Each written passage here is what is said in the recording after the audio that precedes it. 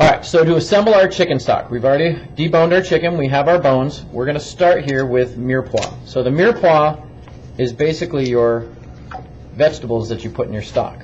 So we have carrot, celery, and onion. This is the standard. If you were going to make a white stock, you might replace this carrot with parsnip, which is like a white carrot.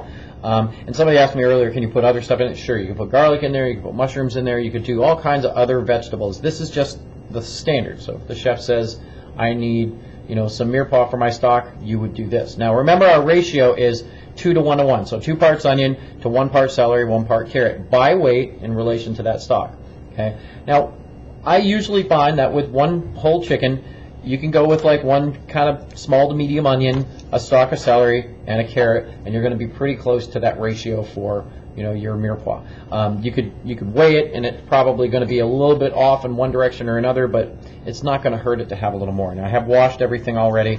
I'm going to go ahead and process this stuff. We'll start by peeling the carrot, and in some places you'll see that they'll actually use carrot peels in their stock instead of cutting up the mirepoix, which is not necessarily bad. Make sure you wash it really good, because remember, carrots grow under the ground and all that.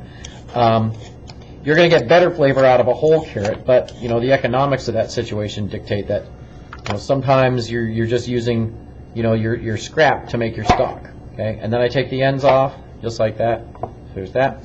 On the celery, I just want to take these little kind of brown ends off, and then just the very top.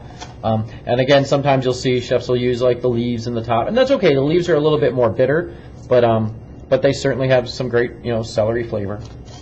And then cleaning your onion, you take off your stem end and your root end.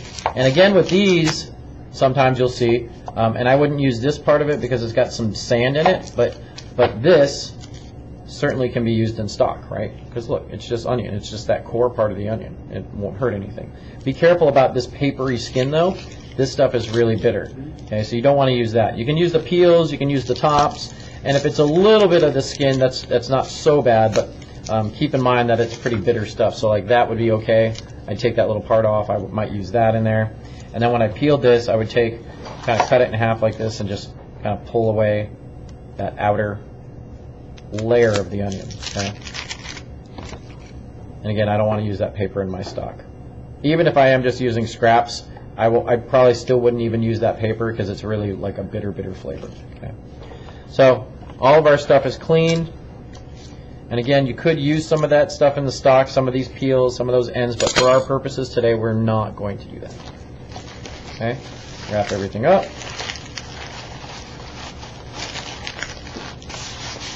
And away we go. Now, the next thing we need to consider is how big are our bones, because how long is this stock going to cook? Okay? If it's going to cook a long time, like beef bones, like 12 hours, well, you could just throw whole carrots in there. It won't matter. And you probably still don't want to put them in until halfway through the cooking process. For this chicken stock, which is going to be around 3 hours, somewhere around there, I'm going to cut this into a few pieces, probably like 1-inch size chunks, so it can release the flavor into the stock easier. Just a nice, rough, coarse chop on that. Okay. Same thing with the celery.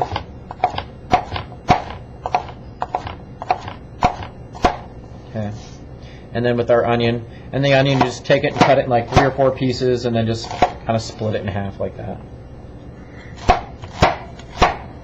And remember our ratio again, right?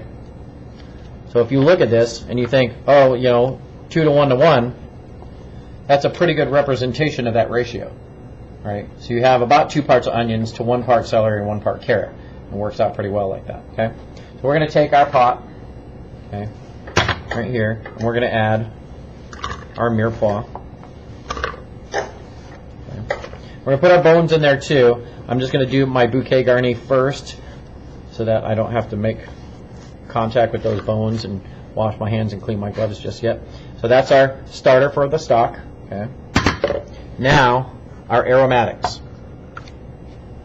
So what we got here, the basics. This is basic aromatic, basic bouquet garni, thyme, bay leaf, parsley, peppercorns. Okay. Now, a bouquet garni would be where you tie it like that. You tie it with a little piece of twine. Obviously, you can't tie peppercorns in there, so you just sprinkle the peppercorns in there. But that's what you would use, just like in your stock, and you would, remove it later or whatever. This is just to add aroma, okay, an herbal kind of aroma, all right? Now, to make what's called the sachet, or you can also call it a bouquet garni because you're still using fresh herbs and things like that. We usually use like cheesecloth, or in this case, a coffee filter works pretty well. So we'll take this, and we'll actually take this coffee filter. We're going to put a couple little sprigs of parsley in here. This is just fresh curly parsley. You could use Italian parsley if you want. A little bit of fresh thyme. Okay, a couple of bay leaves, and some peppercorns. Roughly for this, you can kind of do it to taste. I usually use about a teaspoon or so. Some chefs will actually even crush it. Okay, and then what we want to do is we're going to take this and we're going to kind of make a tea bag out of it. We're going to take it, make sure everything's kind of tucked in there really well. And we're going to form a little package. Okay, take it, twist it, just like so. Okay, and then take your piece of butcher's twine. And you're just going to tie the end of this just so it doesn't, burst open inside of there. Okay, just a simple little knot on here do just fine. Just make sure you get all the ends of it in there so you don't, once you get it tied, it doesn't open up. It's hard to tie knots with gloves on. Okay, so we got that. Now, what we do with this a lot is we take this, we put it in the pot just like that, and we take this extra string here, and we'll tie it through the loop here, just so it doesn't, we can find it later and it doesn't go all the way in there. Leave it in there enough that it can move around a little bit, okay? And then you can just, just loop this around, and then just a simple little knot here, something just to keep it from sliding out on you, okay? And that's simple enough. Then take it, cut off your excess because you don't want it catching on fire, okay? So there's your basics. Now, to that, we're going to add our prepared bones. Okay? So I've got all our bones going in here, just like so. Okay. Remove that.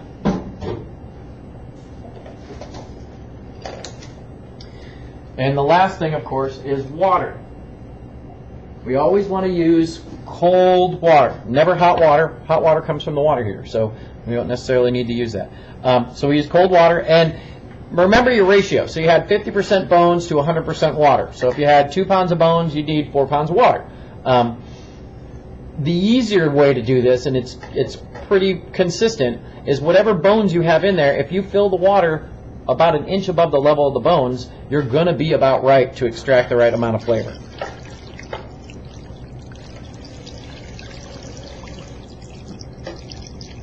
Okay, need just a touch more.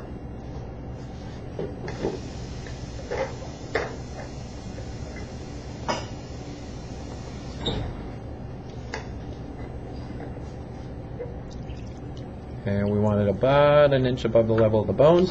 And then we're going to put it on the stove and you're going to bring it to a simmer. Kind of bring it to a boil, just barely, and then turn it down almost immediately. Okay. At this point, though, what we want to do is stir it. And this is the only time that you are going to stir this stock, because all you want to do right now is disperse everything. Make sure it's all even in there and all that. Okay. So we'll give it one good stir. Make sure we get the bones are all in there. The bouquet garni is submerged. Your mirepoix, everything is mixed in really good. Okay. And then on the stove, this is going to go. Now, after this has been cooking for a period of time, it's going to look somewhat like this. This is from this morning. Now, I have not stirred this at all. All I've done is what's called skimming it. Okay. So skimming is a pretty easy thing. You take, if I have one here, a spoon.